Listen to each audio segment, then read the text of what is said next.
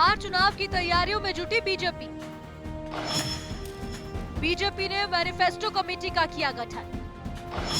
13 नेताओं को दी गई विधानसभा चुनाव की बड़ी जिम्मेदारी।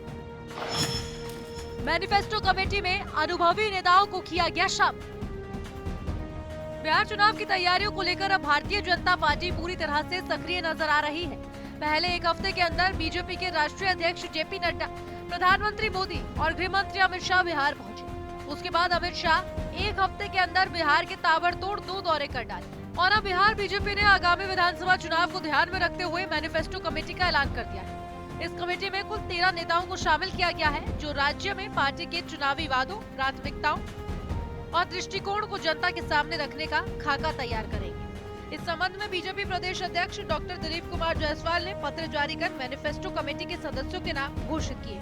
ये कमेटी बिहार की जनता की उपेक्षाओं और समस्याओं को ध्यान में रखते हुए पार्टी के लिए घोषणा पत्र तैयार करेगी, जिसमें शिक्षा, स्वास्थ्य, कृषि, रोजगार और विकास योजनाओं जैसे क्षेत्रों पर विशेष जोर दिया जाएगा। बीजेपी ने अभियान समिति का भी किया गठन। इससे पहले बीजेपी ने चुनाव अभियान समिति का भी गठन किया था, जिसमें 45 वरिष्ठ नेताओं को शामिल किया गया। इस समिति में उप मुख्यमंत्री सम्राट चौधरी, केंद्रीय मंत्री गिरिराज सिंह और विजय सिन्हा जैसे बड़े नाम शामिल हैं। गृह मंत्री अमित शाह की मौजूदगी पटना में हुई बैठक में इन नेताओं को बूथ से लेकर लोकसभा क्षेत्र तक नेटवर्क मजबूत करने का जिम्मा सौंपा गया। प्रत्येक नेता को 6 विधानसभा क्षेत्रों की जिम्मेदारी दी गई है, जो प्रवासी नेताओं के माध्यम से स्थानीय कार्यकर्ताओं को सक्रिय करने का काम करेंगे। कुल मिलाकर बीजेपी अब चुनाव की तैयारियों को अंतिम रूप देने में जुटी हुई है।